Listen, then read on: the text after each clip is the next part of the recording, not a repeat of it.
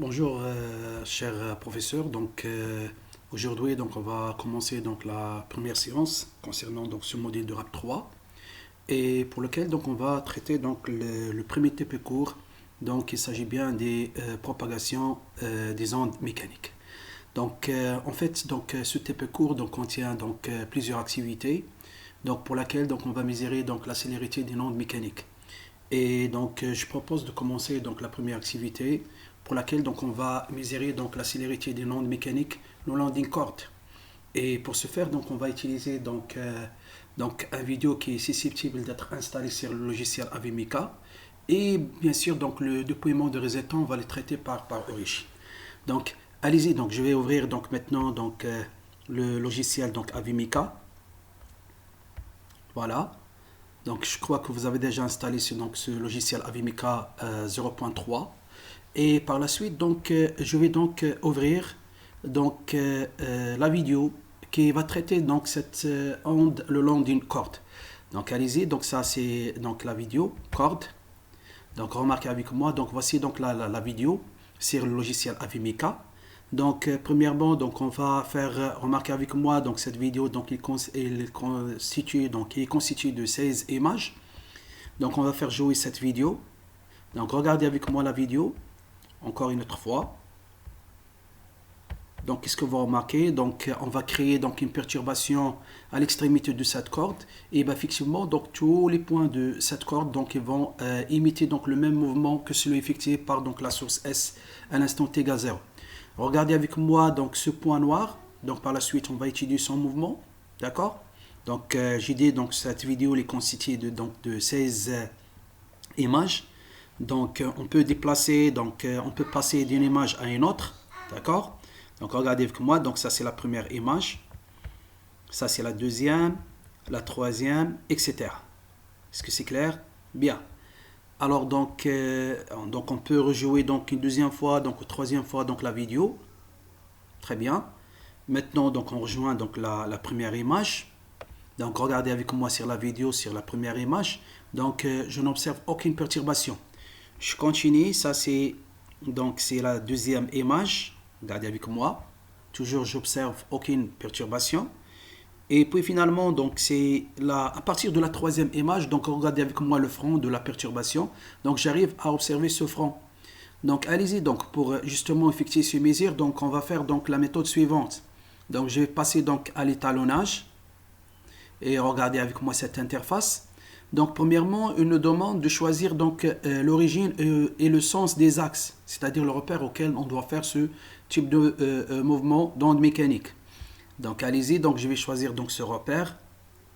Regardez avec moi, je vais choisir le deuxième repère.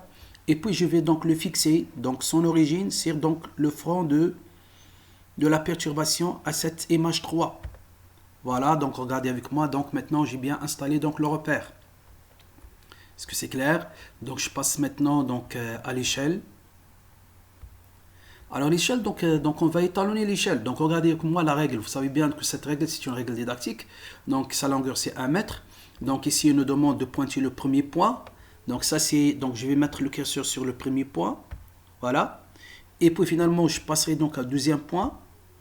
Et je vais mettre, je vais pointer le deuxième point. Voilà, c'est à peu près bien.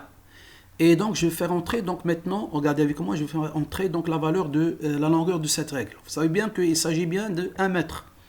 J'ai rectifié ici parce que c'est proposé par défaut 1,41. Moi, je vais le rectifier. C'est, voilà. C'est 1 mètre. Je vais mettre un 0. C'est 1,0 fois 10 à la puissance 0. Ça, c'est E, c'est 10 à la puissance 0. C'est 1 mètre. Est-ce que c'est clair? Et puis maintenant ici, je peux choisir une couleur pour cette longueur. Par exemple, je peux choisir la couleur rouge. D'accord? Et regardez avec moi, cette trait qui est rouge, ça signifie la longueur de la règle. Est-ce que c'est clair? Et puis maintenant, on va passer aux mesures. Alors regardez avec moi, je vais suivre à l'aide des curseurs, je vais suivre la position des francs et il va marquer automatiquement sur ce tableau les différentes valeurs, aussi bien de l'axe du temps et l'axe des X et l'axe des Y. Allez-y, je pointe l'origine de repère. Voilà. Je suis le front. Celui-là. Très bien, je continue à chaque fois, je suis le front. Voilà. Regardez avec moi le tableau. Donc à chaque fois, je pointe donc le front. Donc on aura des mesures sur le tableau de mesure. Voilà. Très bien.